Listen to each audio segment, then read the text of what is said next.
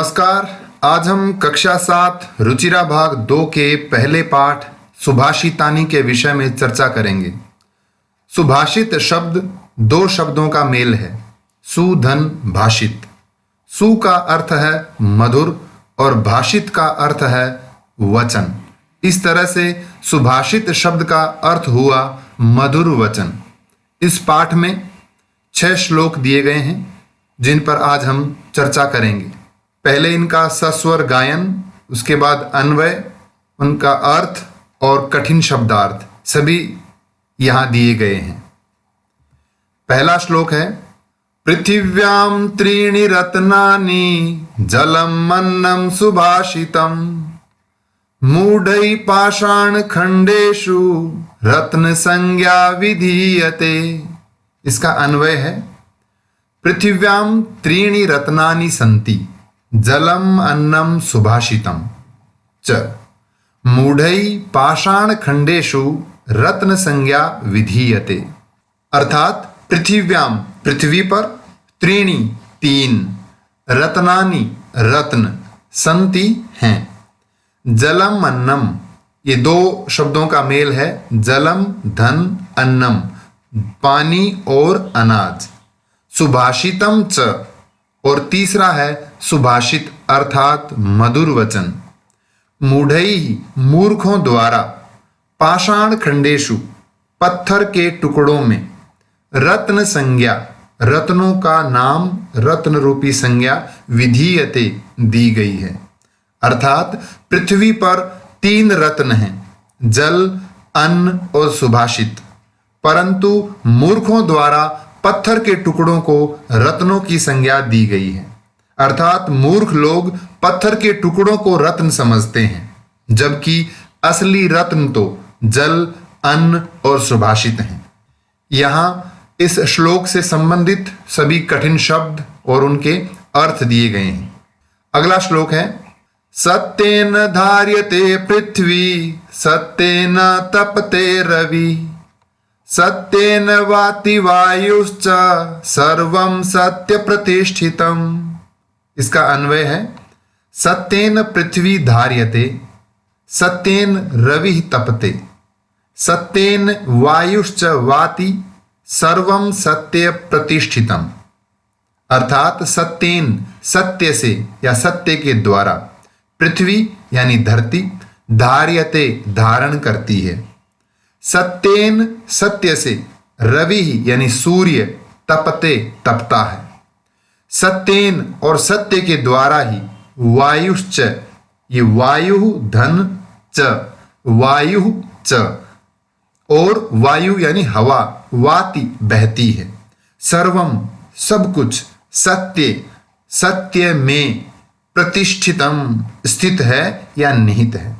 अर्थात सत्य से पृथ्वी धारण करती है, सत्य के बल पर ही पृथ्वी का स्वभाव है सबको धारण करना। सत्य के बल पर अर्थात सत्य से ही सूर्य तपता है, सत्य से ही वायु बहती है, अतः सब कुछ सत्य में स्थित है, या यूं कहें कि सत्य में निहित है। इस श्लोक से संबंधित सभी कठिन शब्दार्थ यहां दिए गए हैं। अगला श्लोक है, दाने तपसि शौर्ये च विज्ञाने विनये नये विस्मयो न हि कर्तव्यो बहुरत्ना वसुंधरा। इसका अन्वय है, दाने तपसि शौर्य विज्ञाने विनये नये च विस्मयो न हि कर्तव्यो यतो ही वसुंधरा बहुरत्ना अस्ति।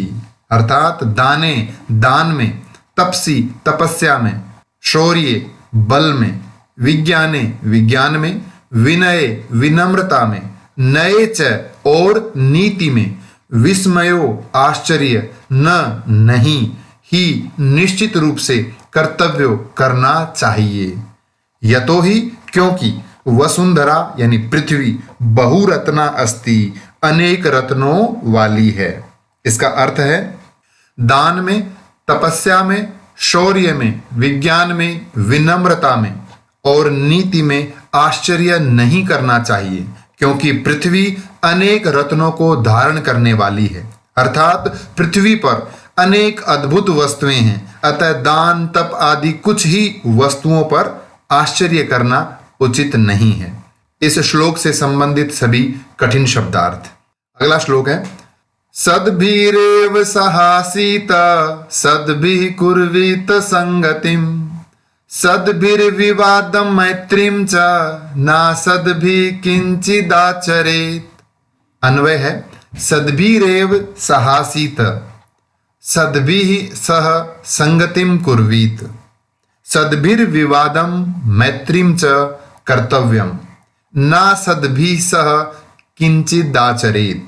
अर्थात सद्भिरेव, ये शब्द दो शब्दों का मेल है। सद्भिः धन एव अर्थात सज्जनों के साथ ही, सहासीत सह धन आसीत अर्थात रहना चाहिए। सद्भिः सज्जनों के, सह साथ, संगतिम संगति, कुर्वीत करनी चाहिए।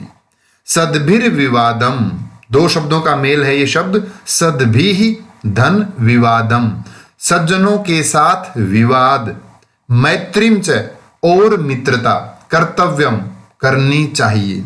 न सद्भिः, ये शब्द भी दो शब्दों का मेल है। न धन असद्भिः अर्थात दुर्जनों के साथ नहीं।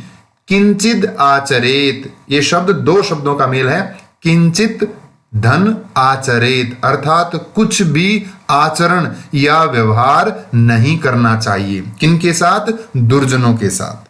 इस श्लोक का अर्थ देखें, हमें सज्जनों के साथ ही बैठना या रहना चाहिए, सज्जनों के साथ ही संगति करनी चाहिए, सज्जनों के साथ ही विवाद। यहां यह समझना चाहिए कि सज्जनों के साथ विवाद करना चाहिए, इसका यह अर्थ नहीं है। इसका अर्थ है यदि हमें विवाद करना हो अर्थात तर्क वितर्क करना हो तो सज्जन के साथ करें, किसी दुर्जन के साथ नहीं। और मित्रता भी करनी हो तो भी सज्जन के साथ, क्योंकि दुर्जनों के साथ हमें बिल्कुल भी व्यवहार नहीं करना चाहिए। इस श्लोक से संबंधित सभी कठिन शब्दार्थ। अगला श्लोक है धन धान्य प्रयोगेषु विद्याया संग्रहेषु च आहारे व्यवहारे च त्यक्त लज्जा सुखी भवेत। इसका अन्वय है धन धान्य प्रयोगेषु विद्यायाः संग्रहेषु च आहारे व्यवहारे च त्यक्त लज्जा सुखी भवेत। अर्थात धन धान्य प्रयोगेषु, धन और धान्य यानी अनाज, धन धान्य के प्रयोग में अर्थात व्यवहार में, या यूं कहें कि लेन देन में, विद्यायाः यानी विद्या के, संग्रहेषु च संग्रह में, च यानी और, आहारे यानी भोजन में, भोजन करने में, व्यवहारे च और व्यवहार करने में, त्यक्त लज्जा, लज्जा यानी लज्जा अर्थात संकोच, त्यक्त यानी त्यागने वाला व्यक्ति, सुखी भवेत सुखी रहता है। इसका अर्थ हुआ धन धान्य के प्रयोग में अर्थात धन धान्य के व्यवहार या लेन देन में, विद्या के संग्रह में, आहार यानी भोजन करने में और व्यवहार में जो व्यक्ति लज्जा अर्थात संकोच नहीं करता वह सुखी रहता है। इस श्लोक से संबंधित सभी कठिन शब्दार्थ। अगला श्लोक है क्षमा वशीकृतिर्लोके क्षमया किम न साध्यते शांति खड्गः करे यस्य किम करिष्यति दुर्जना। इसका अन्वय है क्षमा वशीकृतिर्लोके क्षमया किम न साध्यते यस्य करे शांति खड्गः अस्ति दुर्जनः तस्य किम करिष्यति अर्थात किमपि न। इसका अर्थ हुआ क्षमा वशीकृतिर्लोके, इसमें क्षमा वशीकृति ही धन लोके, लोके अर्थात संसार में, क्षमा वशीकृति अर्थात वशीकरण है, वश में करने का साधन है क्षमा।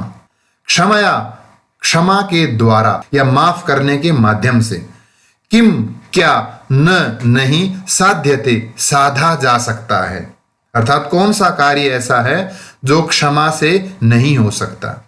यस्य जिस व्यक्ति के करे हाथ में, शांति खड्गः शांति रूपी तलवार अर्थात शांति अस्ति है दुर्जनः दुर्जन व्यक्ति तस्य उस व्यक्ति का किम करिष्यति क्या कर सकता है अर्थात किमपि न कुछ भी नहीं। अर्थ हुआ इस संसार में क्षमा सबसे बड़ा वशीकरण है। क्षमा से क्या नहीं साधा जा सकता अर्थात क्षमा से हर कार्य संभव है। जिस व्यक्ति के हाथ में शांति रूपी तलवार है अर्थात जो व्यक्ति शांत रहता है दुर्जन उसका क्या कर सकते हैं अर्थात दुर्जन उसका कुछ नहीं बिगाड़ सकते। इस श्लोक से संबंधित सभी कठिन शब्दार्थ। धन्यवाद।